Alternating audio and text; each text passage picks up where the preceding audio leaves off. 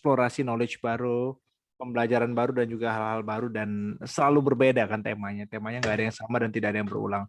Karena sebenarnya yang lagi belajar itu kami para pembicara, utamanya saya saat kita punya seminar dengan tema baru.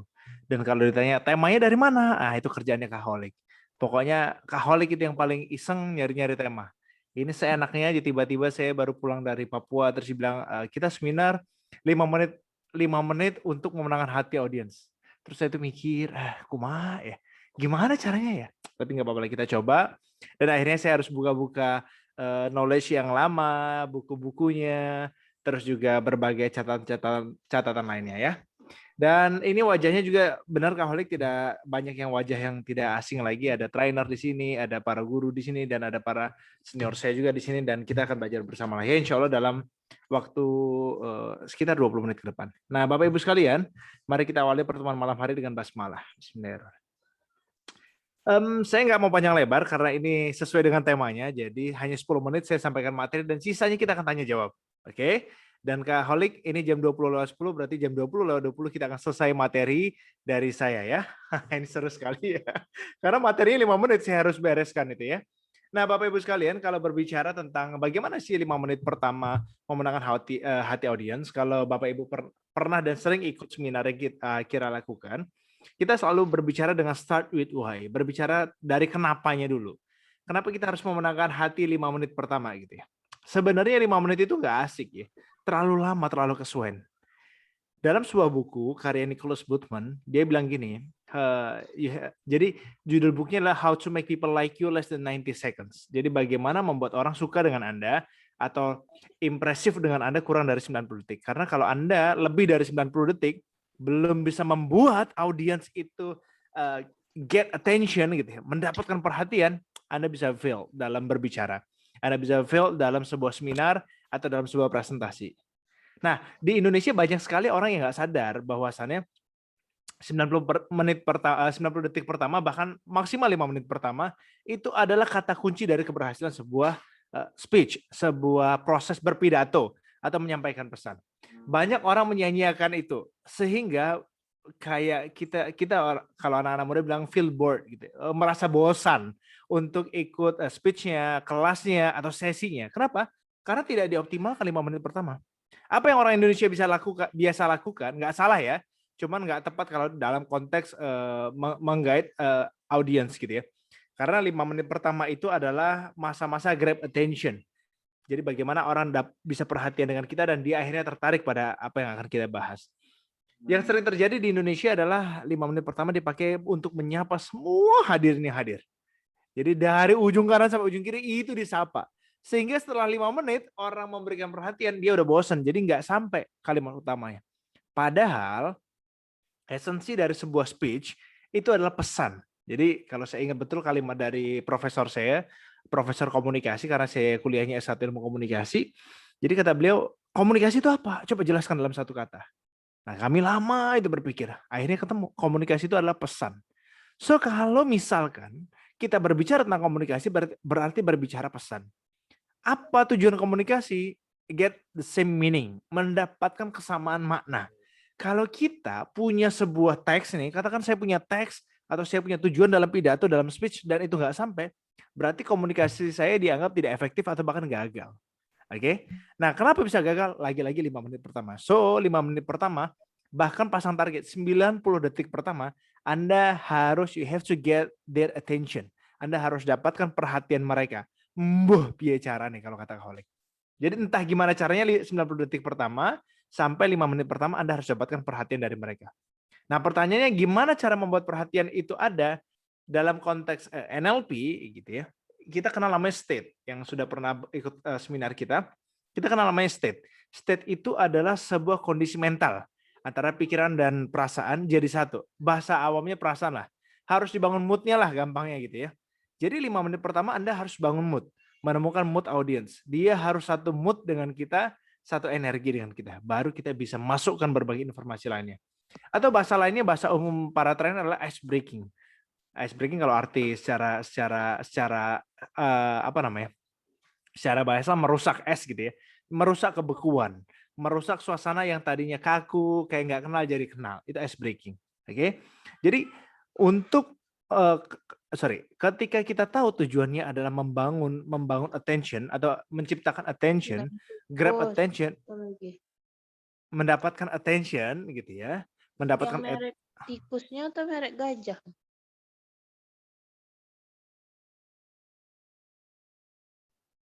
Ke-mute coach. Oke, nggak apa-apa. Oke, mute ini bagian dari grab attention ya. Jadi ingat ya, tujuan utama 5 menit pertama adalah grab attention, fokusnya. Setelah grab attention, gimana caranya? Caranya adalah ice breaking atau bahasa NLP-nya adalah state management. Kalau kita waktu saya ujian NLP trainer gitu ya, gimana caranya bahkan kurang dari 5 menit itu Anda harus bisa menguasai kelas.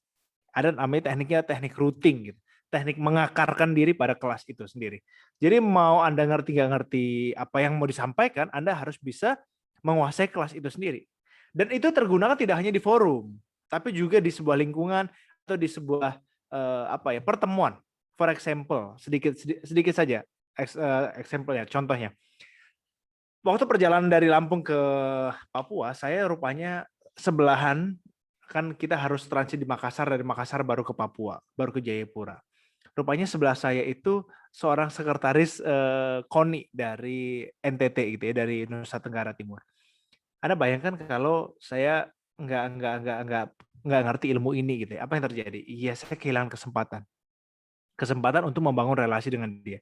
Saya kira beliau adalah anggota tentara atau polisi gitu ya. Rupanya beliau adalah seorang GM, General Manager di Pelindo. Pelabuhan panjang lah kalau di Lampung gitu ya, di Pelindo gitu.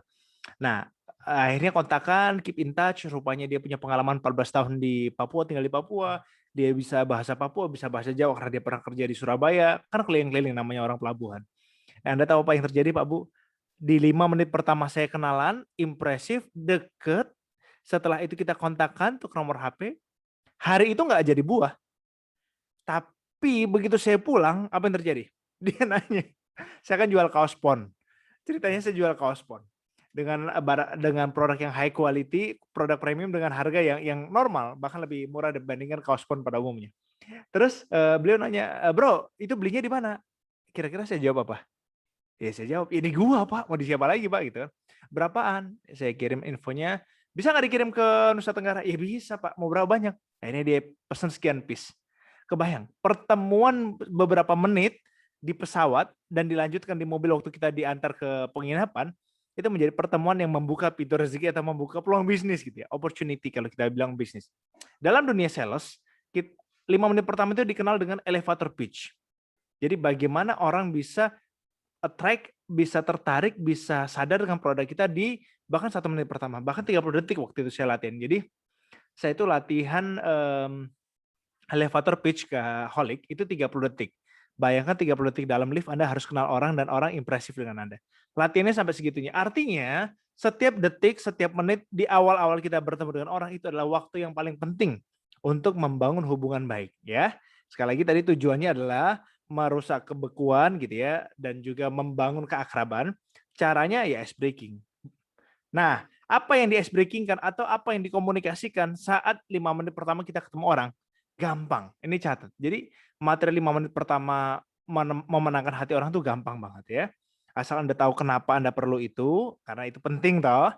Yang kedua adalah bagaimana caranya, yaitu dengan cara Anda merusak kebekuan, menghancurkan kebekuan atau membangun mood mereka. Nah, apa yang dibangun atau kebekuan seperti apa yang harus dicairkan? Kebekuan tentang Anda nggak kenal dia, dia nggak kenal Anda. Itu yang harus dibongkar dulu. Satu, yang kedua adalah kalau bahasa para konsultan komunikasi namanya common ground. Kesamaan lantai, kesamaan tanahnya. Jadi Anda harus berdiri di tanah yang sama. Jangan audiens saya berdiri di tanah, kita berdirinya di udara gitu. Jadi common ground. Bahasa keren NLP-nya adalah rapport, bangun keakraban, keselarasan. Jadi tugasnya adalah Anda membangun keselarasan. Apapun bentuknya, mau santai, mau serius, pokoknya harus selaras. Yang jadi masalah itu adalah audiens maunya santai, tapi kita terlalu serius. Itu yang jadi problem. Maka the way, cara kita membuka sebuah forum, cara kita mengkomunikasikan diri kita, pembawaan kita, wardrobe seragam yang kita gunakan, itu juga menentukan kemenangan 5 menit pertama.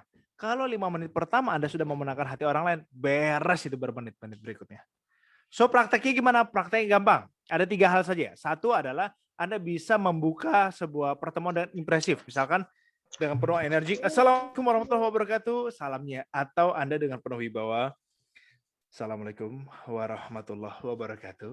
Atau Anda dengan penuh keanggunan yang ibu-ibu atau yang perempuan. Assalamualaikum. Nah, senyuman anggun dan manis itu digunakan untuk membuka sebuah forum. Yang kedua adalah Anda harus tahu siapa audiens Anda. Jadi tanyakan kabar audiens Anda. Misalkan nih, kesempatan malam ini kan banyak ASN nih. Gimana kabarnya Bapak Ibu ASN? Sebentar lagi tanggal 12 dan akan ada bonus akhir tahun dan juga ada libur panjang nih. Udah siap-siap liburnya mau kemana? Atau besok nih libur nih. Ibu-ibu, bapak-bapak yang ASN liburnya hari Selasa apa hari Rabu? Nah, itu kan pertanyaan yang sesuai dengan aktivitas mereka atau kehidupan mereka ya. Jadi tanyakan betul kabar mereka atau kehidupan yang berkaitan dengan kehidupan mereka atau aktivitas mereka. Yang ketiga, buat mereka satu ritme. Membuat satu ritme tuh dengan 2 cara. Satu adalah tertawa bersama atau kedua adalah melakukan gerakan bersama. Bisa tepuk tangan, bisa berdiri bersama, bisa tengok kanan bersama, pokoknya mereka harus dibuat satu ritme irama. Itu kalau publik. Kalau rame, makin rame harus makin segera dibuat satu ritme. Kalau dia sudah satu ritme, gampang membuat dia jatuh hati dan bahkan mengikuti acara proses komunikasi dan public speaking kita berikutnya. Kira-kira begitu Kak Holik, pas 10 menit tuh. Silakan langsung dilanjutkan dengan tanya jawab. Assalamualaikum warahmatullahi wabarakatuh. Waalaikumsalam warahmatullahi wabarakatuh. Wah, singkat padat dan sangat-sangat core of the core ini ya. Baik, Bapak Ibu, karena kita kan sesinya ini sesi ini ya terbatas, jadi kita juga nanti tidak akan terlalu banyak untuk membuka sesi pertanyaan. Jadi silakan yang mau dulu.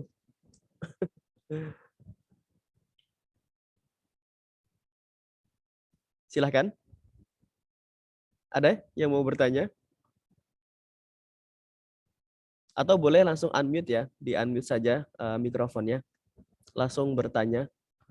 Syaratnya adalah buka kameranya. Jadi kalau nggak buka kamera nggak akan kita jawab pertanyaannya.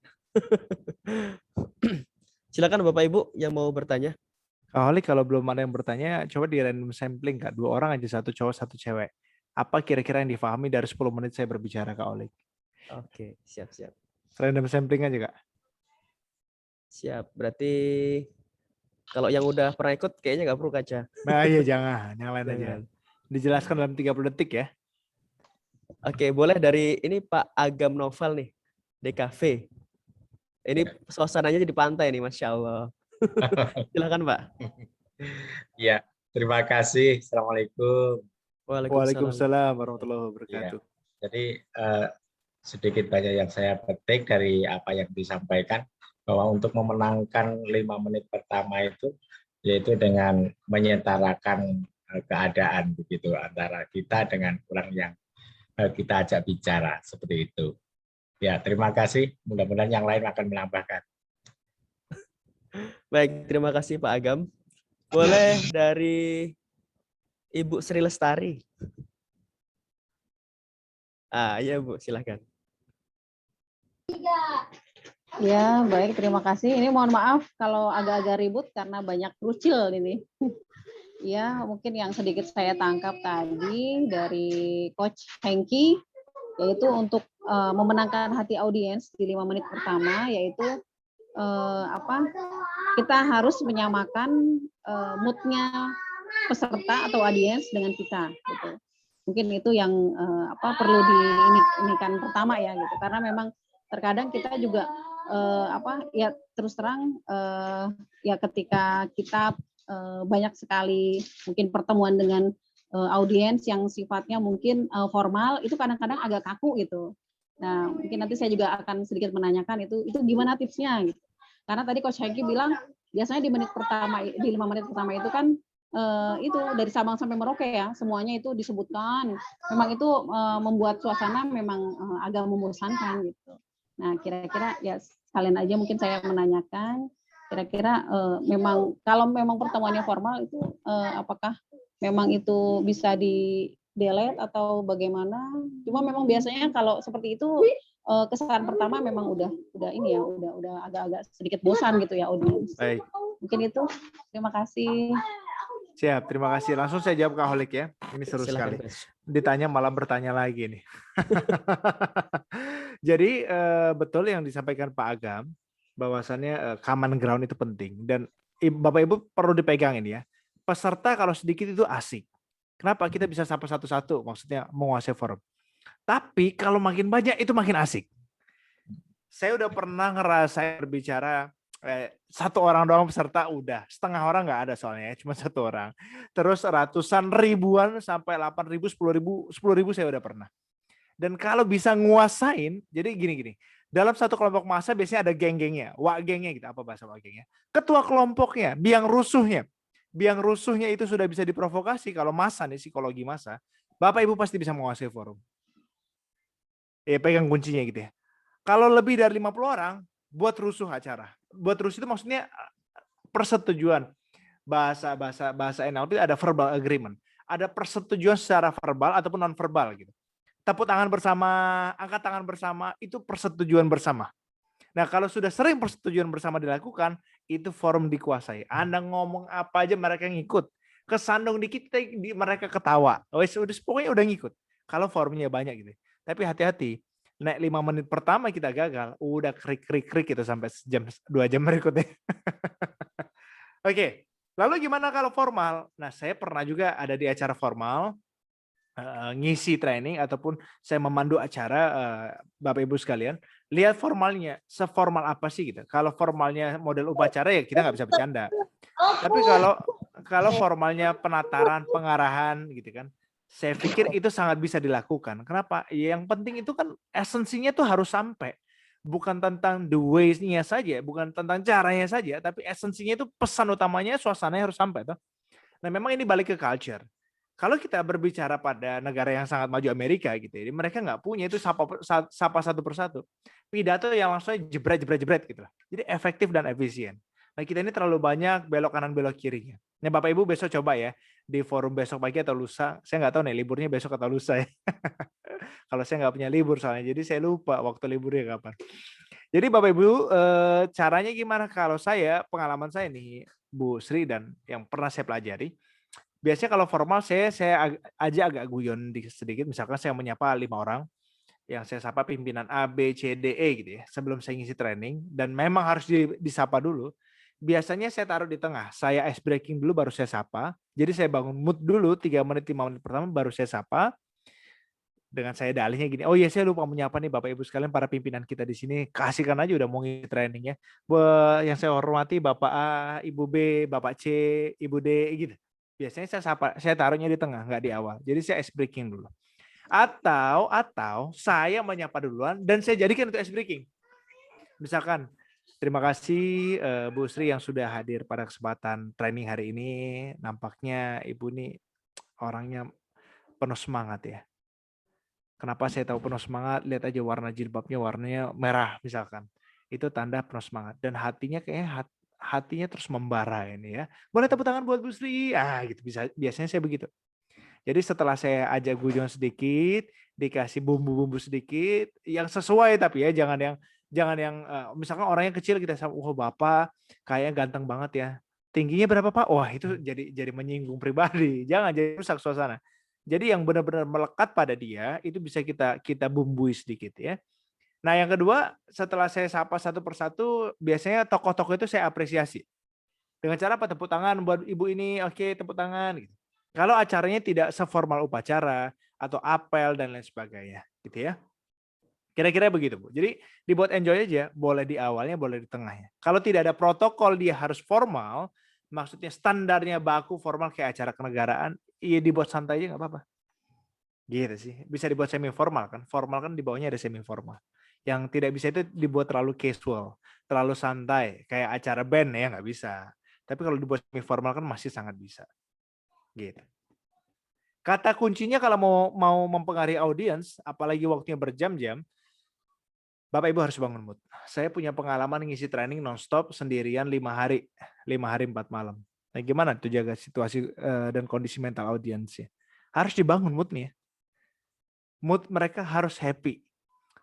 Dan salah satu, jadi gini, di NLP itu kita ada sebuah metode namanya quick learner. Jadi pembelajar cepat, biar auto cerdas, biar kita cepat pintar. Sebenarnya accelerated learning gitu ya, percepatan belajar itu tuh sudah sering kita lakukan. Syaratnya apa? Moodnya bagus. Bapak Ibu coba diingat-ingat masa SMA. Waktu SMA ada dong 1-2 mata pelajar yang sangat-sangat digandrungi dan sangat disenengin. Yang kayaknya gurunya baru jelasin A, kita udah ngerti itu sampai Z. Gitu lah. Atau guru baru jelasin, kita udah pengen praktek. Nah, kenapa bisa begitu? Karena kita sangat happy ada di kelas itu. Entah karena gurunya, entah karena mata pelajarannya. Atau mata kuliahnya gitu kalau kuliah. Kenapa bisa begitu? Moodnya bagus, moodnya happy, moodnya fun, belajarnya jadi fun. Yang membuat orang-orang itu nggak auto cerdas, belajarnya kesuwen lama karena moodnya nggak bagus. Jadi kalau moodnya bagus, belajarnya gampang. Jadi kata kuncinya bangun mood 5 menit pertama. Gitu. Silakan lanjutkan Kak Holik. Baik, silakan Bapak Ibu yang mau bertanya. Minta minum. Wahyu, Coach. Oke, Bu Wahyu. Silakan Ibu Wahyu.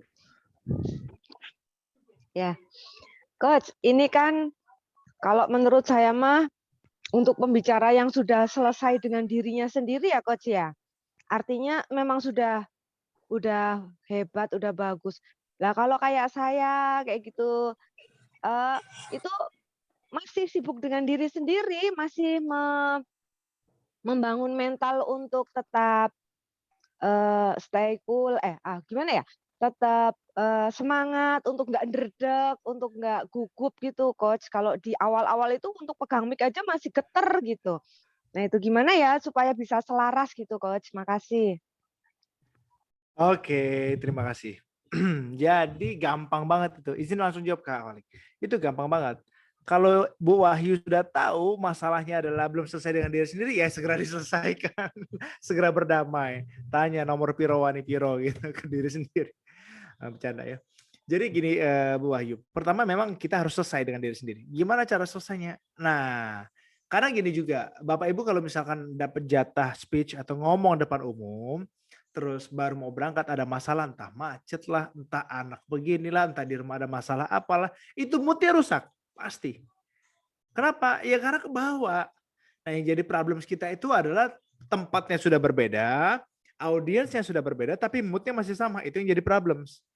Jadi tugas kita kalau tempatnya sudah ganti, moodnya harus ganti. Kebayang ya Bu? Jadi jangan dibawa masalah dari rumah. Itu juga masalah dari rumah, masalah di jalan, jangan dibawa ke dalam ruangan saat kita mau performs.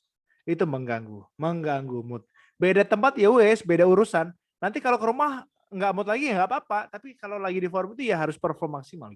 Itu satu yang perlu dicatat. Yang kedua adalah be presence. Penelitian terbaru mengatakan kenapa kita kurang bahagia, karena utamanya anak muda ya, millennials, karena anak muda sekarang tuh nggak presence. Hidupnya tahun 2021 tapi pikir otak kepalanya masih tahun 2016, 17, 15, 14 dan seterusnya gitu. Jadi masalah 5 tahun, 10 tahun yang lalu masih ke bawah sampai 2021. Dan nggak selesai itu. Padahal tahunnya udah beda, audiensnya udah beda, terus teman-temannya sudah beda, tapi masalahnya masih di bawah. Nah ini yang jadi masalah. Begitupun saat di forum. Jadi kalau mau di forum, be presence, hadirlah sepenuhnya. Orang paling penting saat ini adalah orang yang ada di hadapan kita. Nah itu konsep berpikir seorang public speaker dan komunikator. Jadi kalau Bu Wahyu sedang ada di 10 orang itu paling penting. Atasan nanti dulu, itu di luar ruangan. Jadi 10 orang itu, supaya performnya maksimal. Soalnya mau kita pikirin juga nggak bisa dikerjain kan sekarang. Jadi ya udah fokus aja pada orang yang di hadapan kita. Nah, ndredeg terus megang mic grogi karena fokusnya ke mic. Fokuslah ke audiens. Bukan ke mic-nya. Gitu, Bu. Jadi fokus hidup saat ini, fokus pada apa yang mau kita sampaikan, bukan pada pemicu-pemicu groginya. Grogi it's very normal, sangat normal. Saya juga masih grogi kok. Sering kok masih grogi di depan umum. Cuman bedanya groginya termanage dengan baik dan cepat selesai aja groginya. Caranya segera fokus pada audiens. Contoh, saya kalau kadang grogi di forum yang, waduh, ini rame nih, ada berapa ratus orang atau berapa ribu orang. Cara saya ngilangin grogi, saya menghangatkan badan. Saya ajak misalkan loncat-loncat bersama mereka, kenalan dulu, ngegame dulu di 10 menit pertama, supaya saya juga groginya ternetralisir gitu, jadi nggak ketahuan. Pas perform ya maksimal jadinya gitu. Kira-kira begitu, Bu Wahyu. Jadi fokus pada apa yang mau kita capai atau kita lakukan saat ini juga. Bukan besok, bukan nanti, bukan kemarin. Terima kasih, Coach. Nah, gitu. Itu terima kasih, udah terima kasih yang present itu. Sudah tanpa grogi. Baik, terima kasih Ibu Wahyu. Boleh Bapak Ibu yang lain atau kakak di sini? Kita kasih kesempatan 2 orang lagi ya. Ya, silahkan.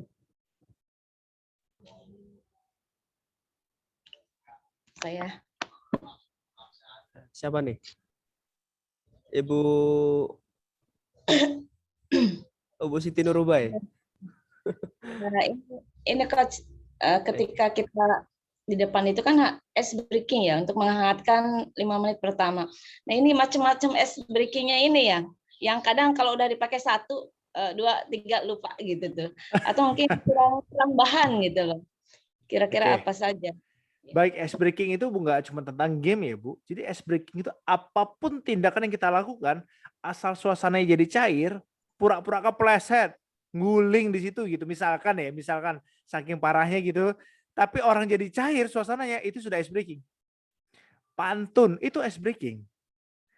Terus puisi ice breaking, nyanyi ice breaking. Ngaji ice breaking gitu. Jadi apapun suasananya, yang penting suasana, dan ingat harus ekologis. Ekologis itu selaras dengan lingkungan. Kalau dia anak-anak band terus kita buka acaranya dengan tilawah, iya dia boleh, cuman dia nggak ice breaking jadinya gitu lah. Jadi keluar semua jinnya nanti malahan. Jadi harus sesuai dengan lingkungannya, kira-kira kayak gimana. Ice breaking itu kudu selaras. Kadang ada game yang anak-anak dimainkan dewasa nggak nyambung. Game dewasa saya pernah tuh. Wah, ini ice breaking ini andalan buat saya gitu. Andalan buat orang ngisi-ngisi di anak dewasa. Satu ketika ada satu sekolah yang saya nggak bisa tolak, siswanya diminta untuk saya diminta sekolah untuk mentraining siswanya. Saya itu bahasanya udah bahasa dewasa, bukan bahasa siswa, minimal mahasiswa. Nah, terus saya pakai ice breaking itu nggak nyambung, saya ganti langsung gitu. Jadi fleksibel aja menggantinya. Nah, gimana menggantinya? Ini menjawab juga pertanyaan yang ada di kolom chat. Gimana caranya melihat audiens tertarik apa enggak? Ya kelihatan mukanya. Biasanya mulai ada yang begini nih. Kalau mulai ada yang begini ngeliatin kita, oh itu udah serius. Atau kalau dia nggak pakai meja, dia ngeliatin gini. Kalau udah dapet 3, 4, 5 orang, nah itu berarti udah mulai dapet tuh feel-nya. Tapi kalau kita di kelas orang masih begini-begini, itu nggak dapet. Tapi kalau tapi jangan nggak bisa semua juga harus ikut kita. Ada statistiknya. Dari 100 orang, 5% orang itu nggak akan bisa ngikutin ritme kelas kita. Itu bandel, pasti 5% orang. 10% itu baru kita masuk udah tertarik, udah terpesona dengan kita. 10% itu. Sisanya 85%. Itu tergantung kita pembawaannya 5 menit itu. Bisa jadi asik, bisa jadi dia jadi orang yang asik, bisa jadi dia orang yang ikut koloni 5 orang tadi gitu. Nah, banyak orang salah fokus. Fokusnya pada orang yang nggak ikut di forum itu. Yang kalau di kelas itu dia begini. Dia asik sendiri, ngobrol sama kawannya. Nah, kalau energi kita ngelihat orang-orang yang begitu, habis kesedot energi kita. Tapi kalau energi kita fokus pada orang-orang yang sudah asik, kita lihatin yang asik, yang kalau kita ayo tepuk tangan, dia cepet tepuk tangan gitu ya. Oh, cepet naik ke boosting energi kita. Energi itu kan siklus, jadi siklus perputaran. Gitu. Jadi enjoy aja, Bu. Memang baiknya direncanakan, Bu Siti. Direncanakan sebelum naik panggung itu, makanya harus tahu tuh. Kalau di kelas public speaking kita kan kemarin sudah saya sampaikan. Sebelum naik panggung, harus tahu siapa audiensnya, latar belakangnya apa, hobinya apa. Bila perlu, dia kira-kira penghasilannya berapa. Supaya apa? Bercandaan itu tepat. Jadi 1 hari sebelum naik panggung harus tahu tuh siapa audiensnya. Bahkan pertama kali diundang pun kita harus tahu audiensnya siapa. Biar kegambar kita mau ngomong apa atau bercandaannya apa dulu di situ. Nggak bisa disamakan bercandaan di kelompok A, kelompok B, kelompok C nggak bisa. Nah, jadi diingat-ingat deh materi public speaking kemarin tuh Bu Siti. Harus diketahui betul, punya datanya siapa peserta siapa peserta yang akan hadir di kelas kita nanti gitu. Itu harus jelas betul, harus tahu betul kita.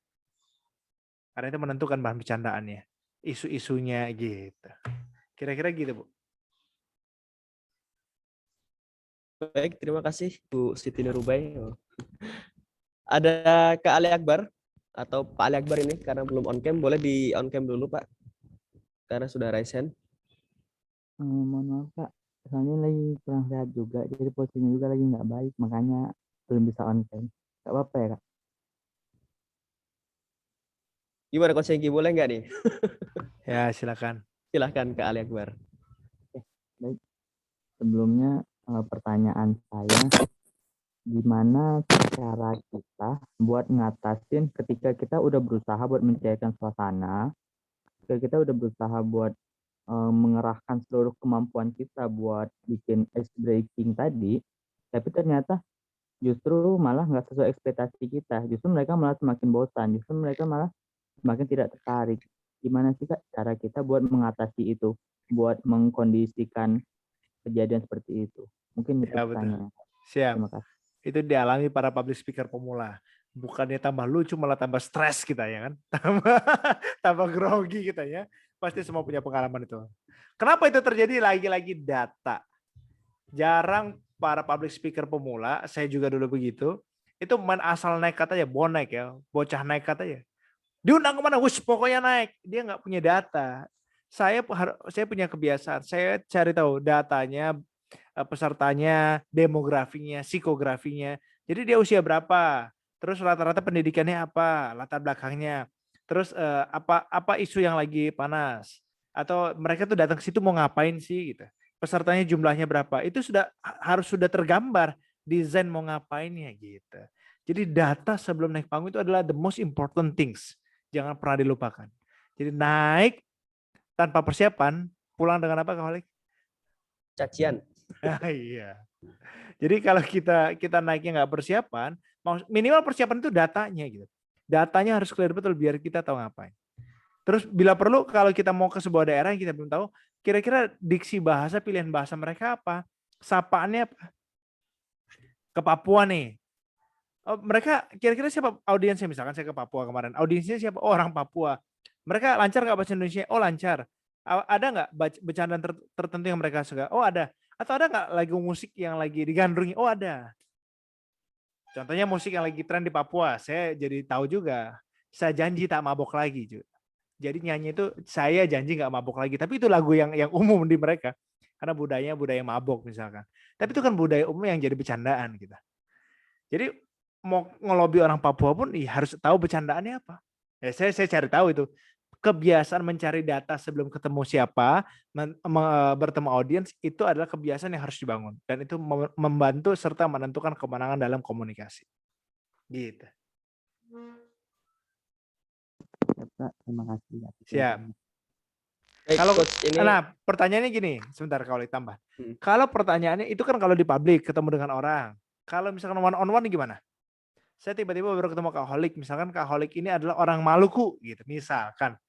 Terus saya kan nggak tahu siapa Kak Holik ini. Tapi saya mau akrab. Setelah kenalan, biasanya saya izin ke belakang dulu sebentar. 2 menit pertama setelah saya tahu Kak Holik namanya siapa, dari Maluku yang mana gitu kan. Maluku di Ambon. Jadi setelah Kak Holik orang Ambon. Saya googling apa hal menarik tentang Ambon, saya tanyakan ke beliau. Nah, dari situ nyambung. Itu loh common ground-nya.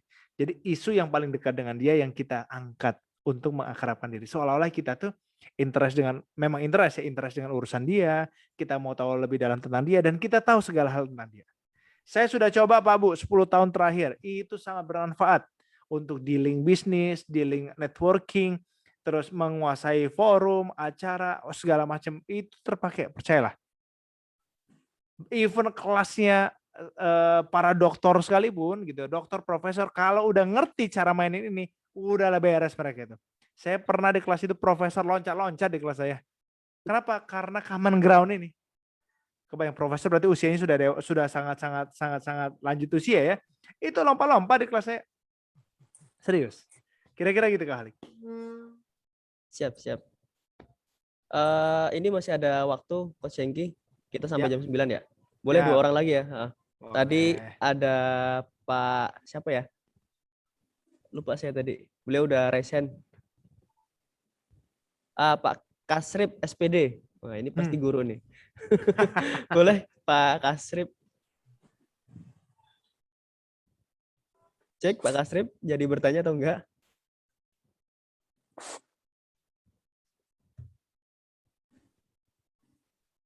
Oke, kalau nggak bertanya karena tadi ngomong guru, saya langsung punya challenge buat Bapak Ibu. Ada Pak Kasrip? Jadi tanya nggak? Oke, sambil nunggu ya beliau open mic dan open kamera. Jadi buat Bapak Ibu yang guru, besok cobain ke siswa. Investasikan 5 menit pertama sebelum mengajar. Besok atau lusa lah ya. Pokoknya apalagi mau belajarnya online mau offline, investasikan 5 menit pertama untuk ice breaking. Entah nyapa anak, entah bercandaan, tapi jangan sampai bullying ya. Entah bercanda, entah ngerosting yang positif gitu. Itu tuh akan bikin mood lah suasana. Misalkan ada anak yang biasa dibully di kelas itu, terus Bapak Ibu coba angkat, kamu kok hari ini ganteng? Coba kamu berdiri ke depan sini. Coba sampaikan apa mimpimu di masa depan. Terus teman-teman yang lain heboh, gitu bercandaan. Jadi apapun bentuknya, kalau itu sifatnya membangun mood dengan cara membangun kesamaan atau membangun isu yang serupa di antara mereka, itu akan membantu memenangkan forum itu. Gitu. Jadi 5 menit pertama investasikan untuk membangun kesamaan dan keakraban dengan semua orang.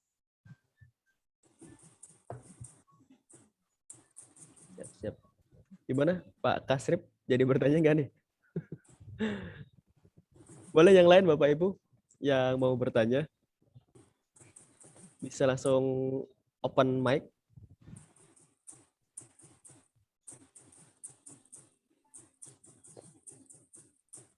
Ya, nambah Oke. pertanyaan ini Mas.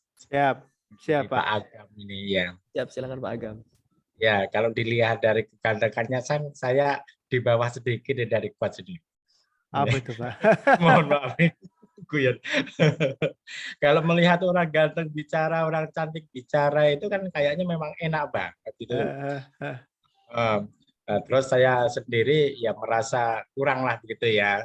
Apa ada sih sebenarnya kaitannya dengan keberhasilan untuk dekat dengan anak itu gitu. Oh gitu ya Pak ya, siap. Ya, atau memang ya kita harus memang cerdas kemudian banyak apa ya taktik apa gimana gitu apa ya gimana? Ada caranya Pak biar pintar, ganteng, cerdas itu Pak. Iya, iya. Belajar NLP namanya Pak. NLP apa itu? NLP itu sebuah ilmu namanya Neuro Linguistic Programming. Enggak bercanda itu Pak ya. Itu disiplin ilmu saya. Jadi NLP itu ilmu psikologi terapan. Nah, itu disiplin ilmu saya yang saya pelajari, saya dalami selama 10 tahun terakhir. Nah, jadi Bapak Ibu sekalian, kalau pertanyaannya ganteng cantik itu enak, ya memang ya enak gitu. Tapi ganteng cantik itu subjektif loh, Pak. Tergantung dinilainya siapa. Penilaiannya siapa, itu beda-beda. Oke. Tapi kalau karismatik sama inner beauty itu lebih general. Laki-laki dia harus punya karisma. Kalau perempuan harus punya inner beauty. Nah, memang orang yang punya pengetahuan baik, punya kecerdasan mumpuni, itu lebih mudah berkarisma, dan kalau yang perempuan lebih mudah punya inner beauty. Nah, cara cerdas gimana ya? Belajar kita ya. Belajar atau punya persiapan untuk ada di tempat tersebut. Nah, yang penting adalah gini, kalau cantik dan ganteng itu penilaiannya itu diserahkan ke orang lain dan kita nggak bisa nilai. Saya ganteng, ya menurut siapa? Menurut saya, menurut anak saya, menurut istri saya mungkin ya, menurut orang lain ada bisa jadi enggak juga, tergantung compare-nya siapa kan. Pembandingnya itu siapa? Ganteng itu kan cuma satu objek, nggak punya pembanding yang lain, nggak punya standar nilainya. Tapi kalau karisma itu diukur, kita bisa menciptakan, kita bisa desain, dan itu dirasakan oleh banyak orang, Pak. Karisma itu, Pak. Obama tuh kira-kira ganteng mana sama Donald Trump, Pak? Gantung Donald Trump lah Pak ya. Yeah. Istrinya Donald Trump aja model gitu kan. Playboy si Donald Trump waktu masa mudanya gitu. Tapi pertanyaan kalau ditanya karismanya, orang lebih dengerin siapa? Obama Pak. Walaupun kulitnya kalah putih dengan Donald Trump. Karena karisma Pak. Termasuk Michelle Obama. Coba istrinya Donald Trump di-compare dengan Michelle Obama, banyakan mana panggungnya? Michelle Obama. Karisma. Dan by the way, Obama itu belajar NLP dari tahun 80-an Pak. Salah satu orang-orang awal yang belajar NLP. Makanya pidatonya itu bisa didesain sedemikian rupa. Karena wibawanya. Jadi wibawa itu diciptakan. Karisma itu diciptakan. dan karisma lebih mudah dekat dengan orang yang cerdas, orang yang berwibawa. Gitu. Apakah guyon nggak bisa berkarisma? Bisa. Tapi guyonannya guyonan cerdas. Contohnya siapa? Rocky Gerung. Guyonannya cerdas. Untuk kalangan atas dia orang yang pembelajar, orang suka filsafat, wah ucapan dia itu adalah hiburan. Udah kayak stand up comedy ucapan-ucapan dia. Gitu contohnya. Nah bagi yang perempuan gimana? Inner beauty, Bu. Inner beauty itu contohnya apalagi kalau yang perempuan. Ini saya nggak bisa praktek ya. Biasanya saya praktekkan cara duduk. Atau gampangnya ini, kalau lagi bicara depan umum, nengoknya jangan cepat. Apa? Nggak boleh gitu. Naiknya harus pelan. Ya, yang sebelah sana. Oke, yang sebelah sana. Jadi mantep nengoknya. Begitupun yang bapak-bapak, Kak, biar supaya lebih berwibawa ya. Jangan cepet-cepet nengoknya, Pak. Patah-patah gerakan itu harus dirasakan. Patah, tek, tek, nah itu harus dirasakan, Pak. Nah itu kan senyumnya udah senyum manis tuh Pak Agam. Tinggal belajar smiling voice, Pak. Habis ini PR-nya Pak, belajar senyum sambil ngomong. Jadi puter cari lagu namanya lagu Kenny G. Kenny G itu lagu jazz, saxophone. Dia lagu yang saya pakai untuk belajar. Berbicara Instrumen. belajar sambil berbicara. Jadi nanti semua Bapak Ibu di sini latihan supaya berbicaranya lebih karismatik dan keluar inner beauty-nya ya. Jadi senyum dulu gini, terus putar ke musik, ngomongnya harus senyum. Jadi nggak boleh nggak senyum. Jadi bibirnya harus keluar semua. Bibirnya harus keluar semua. Giginya harus kelihatan semua.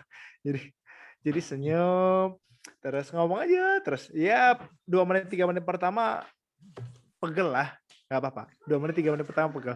Tapi lama-lama jadi pembiasaan. Silakan dicoba latihan. Kira-kira gitu, Pak. Ya, terima kasih Coach. Terima kasih. Baik, ada sisa 5 menit ya. Boleh satu orang lagi Bapak Ibu.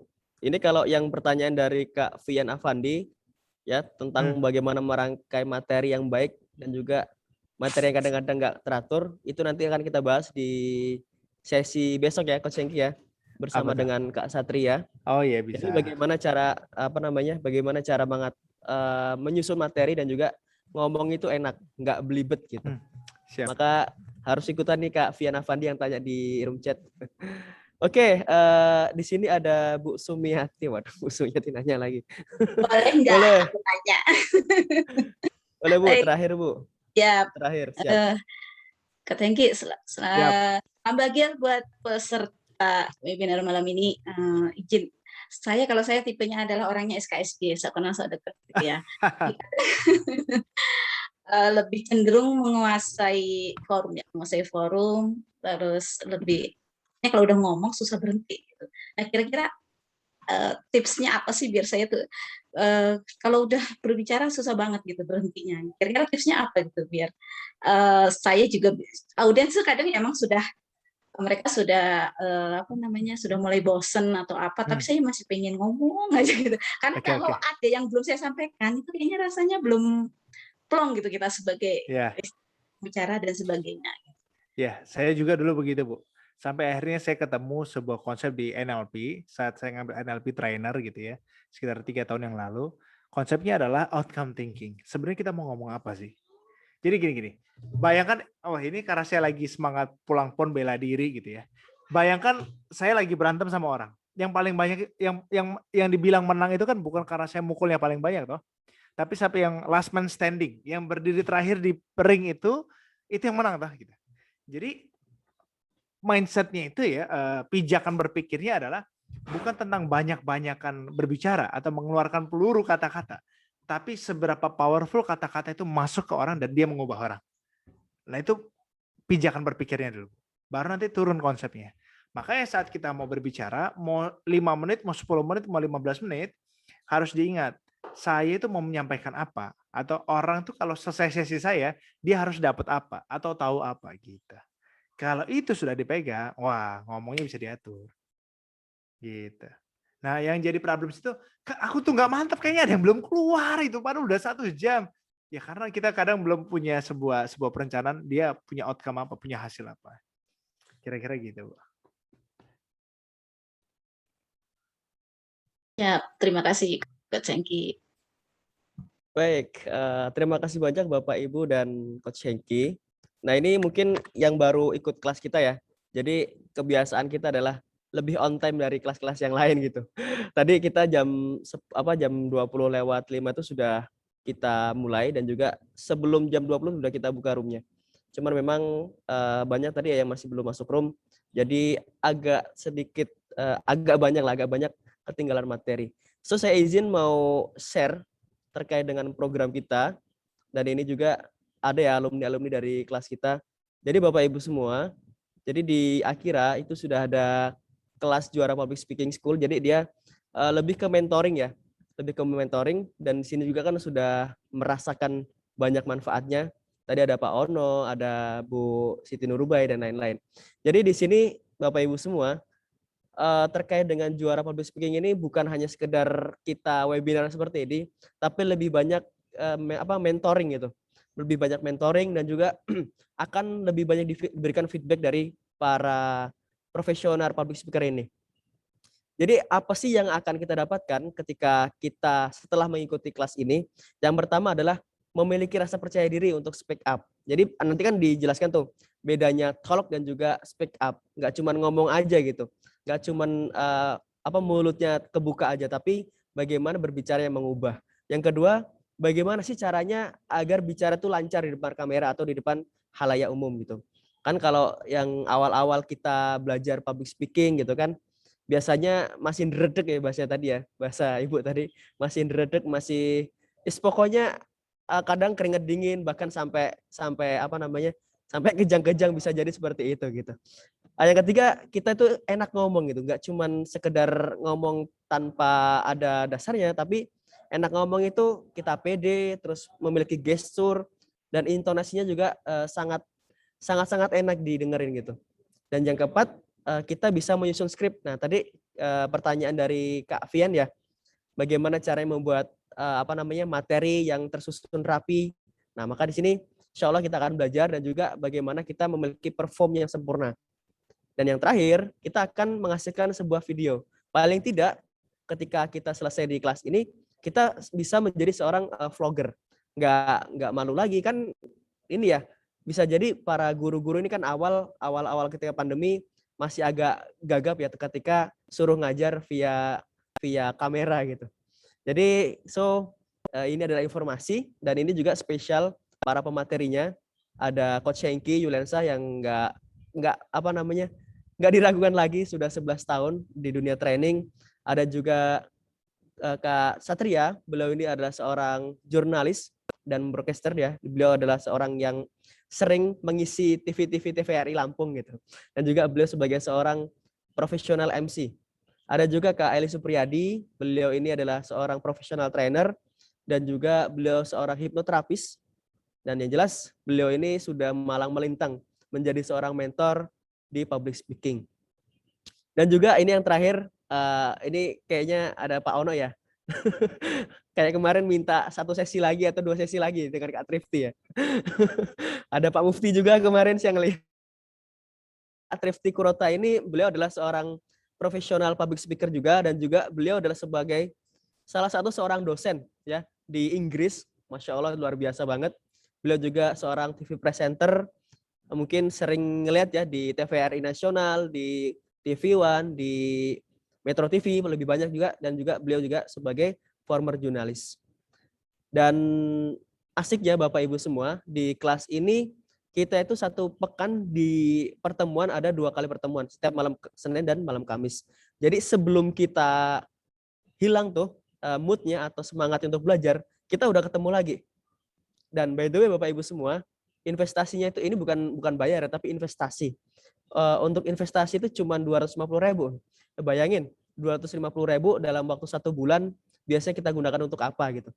Kalau kita belajar dengan public speaking, kita bisa menjadi seseorang yang bisa dikenal di masyarakat, dan juga ngomongnya gitu tuh didengar gitu. Dan khusus untuk hari ini dan besok Bapak Ibu semua yang daftar juara public speaking school di batch 2 ini akan mendapatkan bonus audio hipnoterapi dari Coach Hengki Yuliansyah, itu sebesar ya kalau dinominalkan sekitar Rp500.000. Maka bila ada yang mau ikut ya pasti mau ikut ya. Diwajibkan untuk ikut yang mau bertumbuh dan memiliki skill kemampuan public speaking yang lebih baik.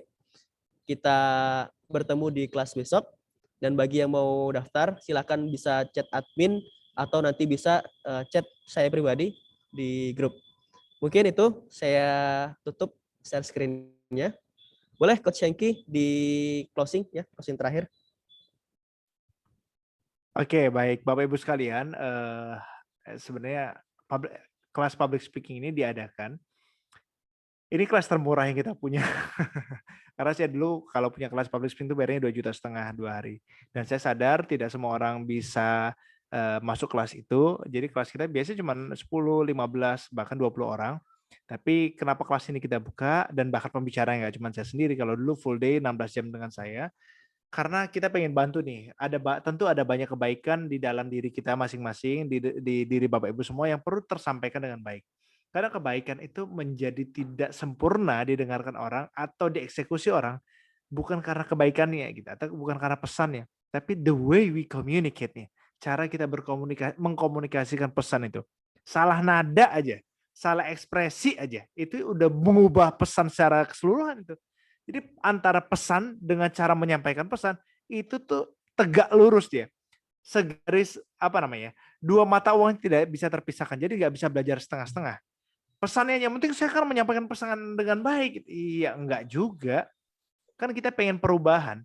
Kalau pengen perubahan di minimal di diri kita, di keluarga kita, di orang-orang sekitar kita, maka the way we communicate-nya itu juga harus berubah gitu. Maka dari itu saya mengundang tuh teman-teman saya dari seorang hipnoterapis, dia menyampaikan konsep pikiran, menerapi diri, dari seorang TV jurnalis gitu ya, yang dia akan mengajarkan Bapak Ibu tentang nada-nada, terus cara ngambil suara biar berwibawa, biar inner beauty-nya keluar gitu.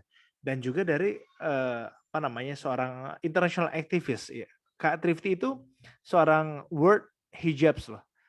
World Miss Hijab Ambassador. Jadi ambasador hijab internasional.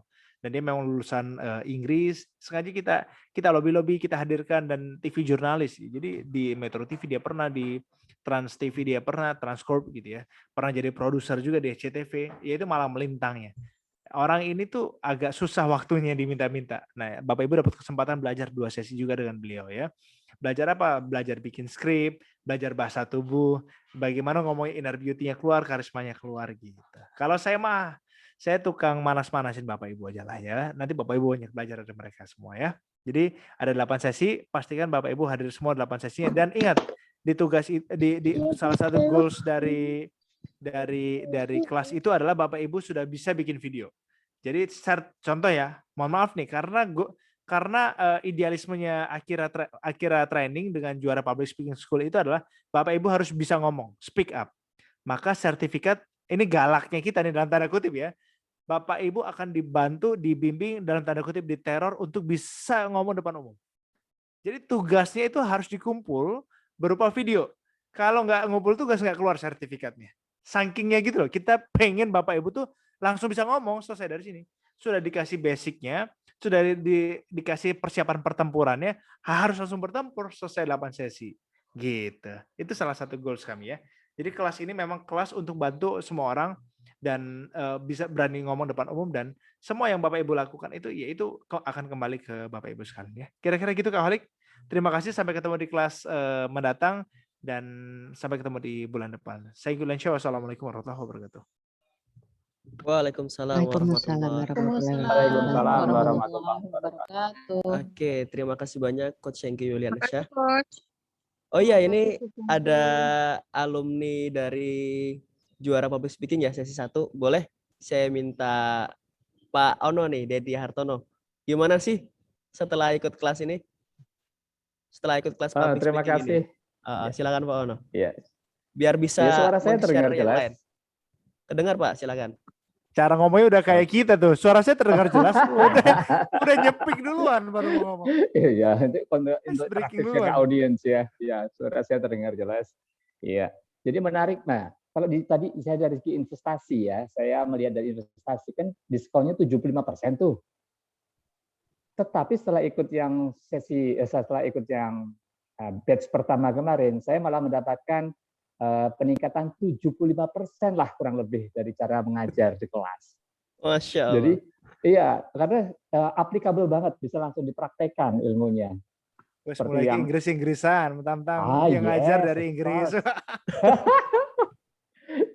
Jadi applicable banget ya, bisa diimplementasikan langsung, dipraktekkan langsung. Step apa persesinya itu bisa langsung dipraktekkan di kelas. Itu saya melihat seperti nine powerful opening, yang 9 powerful opening yang di awal-awal penggunaan apa namanya pantun, penggunaan storytelling. Nah, saya praktekkan storytelling dengan pengalaman pribadi, tidak mengenalkan diri dulu di kelas karena sudah punya kenal atau baru kenal, tidak mengenalkan diri, tetapi 5 menit itu bisa dipraktekkan langsung.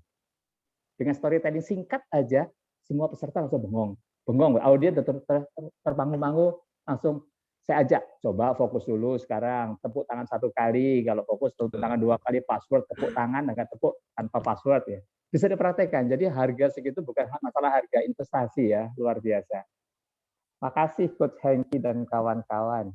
Ya, Pak. Ini harus Baik. ketemu di kelas NLP sih, Pak. Ya, Kohlik ya, Oh, biar dengan makin senang seru. hati.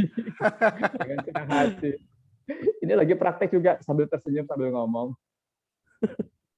Baik, terima kasih Pak Dedi Hartono. Luar biasa, ini salah satu ini ya peserta kita yang out of the box lah bahasanya ini. Boleh satu orang lagi, saya ngelihat ada trainer nih. Trainer kita, Pak Mufti, yang sering ngisi juga dengan anak-anak pelajar ya. Boleh Pak Mufti di-share terkait dengan insight yang didapatkan di kelas-kelas kita. Baik, terima kasih Coach.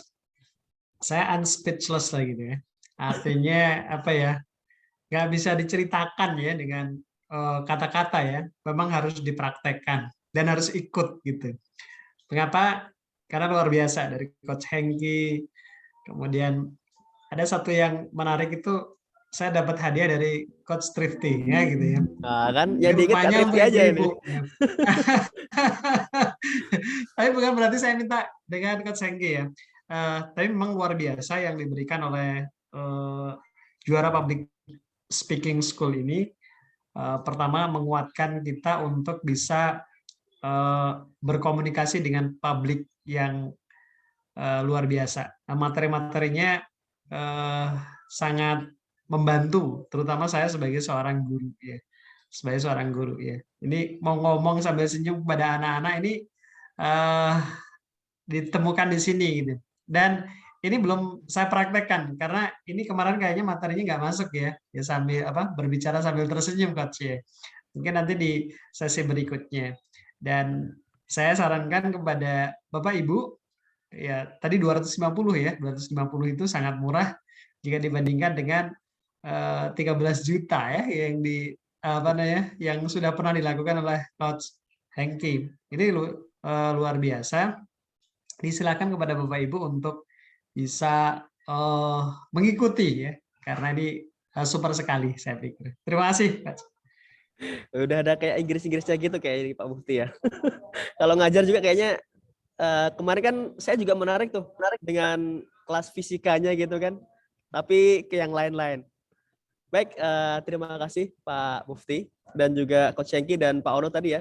Dan juga Bapak Ibu sekalian, terima kasih banyak atas kesempatannya kita bisa belajar bareng di juara lagi kan di kelas kita hari ini, bagaimana mendapatkan hati audiens kita di 5 menit pertama. Dan insya Allah kita di hari Rabu besok akan belajar juga dengan Kak Satria dan juga dengan Coach Hengki juga tentang bagaimana ngomong enak dan juga nggak belibet ya. Dan ini sangat penting sekali, skill ini yang perlu kita pelajari, terutama bagi di sini ya Bapak Ibu guru atau mungkin para ASN, karena kan kebanyakan yang bertanya itu yang mendaftar itu lebih banyak dari para ASN dan juga para mahasiswa, apalagi aktivis. Kalau ngomongnya agak-agak belibet gitu kan, itu nanti kalau demo atau lagi aksi kayaknya nggak seru tuh kalau belibet ya. Baik, terima kasih banyak atas waktu dan kesempatannya. Saya Ahmad Nurholik ya dari Akhirat Running Coaching Center. Mohon maaf apabila banyak kekurangan di kelas kita, dan insya Allah kita akan bertemu di kelas juara Public Speaking School. Kita tunggu Bapak Ibu di kelas tersebut karena sangat-sangat luar biasa kelasnya. Tidak hanya 1 kali pertemuan tapi 8 kali plus ditambah sharing sessionnya itu bisa sampai berhari-hari ya di sesi grup. Terima kasih banyak. Assalamualaikum. Jangan lupa Kohlik. Oh iya. Bapak Ibu sekalian, apalagi yang sudah alumni, nanti kita tuh ada gathering bulanan ya. Jadi upgrade ilmu secara gratis tuh sesama alumni public speaking tuh kita akan sharing, akan ada rutin forum sharing tuh. Jadi Bapak Ibu tuh sebenarnya masuk ke situ, masuk ke sebuah community untuk develop skill public speaking-nya. Karena akan ada gathering, akan ada kumpul. Ya kalau bisa offline, nanti kalau sudah offline, tapi kalau belum offline, online kita akan gathering untuk upgrade. Kayak gini kan nggak ketahuan juga. Kalau nggak ada pertanyaan tadi nggak keluar Pak. Berbicara sambil tersenyum itu. Dan itu masih banyak lagi kan ya, dari kelas-kelas yang pernah saya ikuti yang akan kita sharingkan di sini gitu kali. Siap. Thank you so much. Tuh. Udah pakai bahasa Inggris ini udah luar biasa Pak Onur. Baik, Terpengaruh sudah. saya Nurholik dari Akira Training Coaching Center. Mohon maaf. Assalamualaikum warahmatullahi wabarakatuh. Waalaikumsalam warahmatullahi wabarakatuh. Waalaikumsalam warahmatullahi warahmatullahi wabarakatuh. wabarakatuh. Terima kasih Coach. Terima kasih, kasih Coach para Hendy. coach. Siap, Ibu. Sehat selalu ya. Terima kasih. Amin. Terima kasih, mohon izin Izin live ya. Mohon izin. Terima kasih.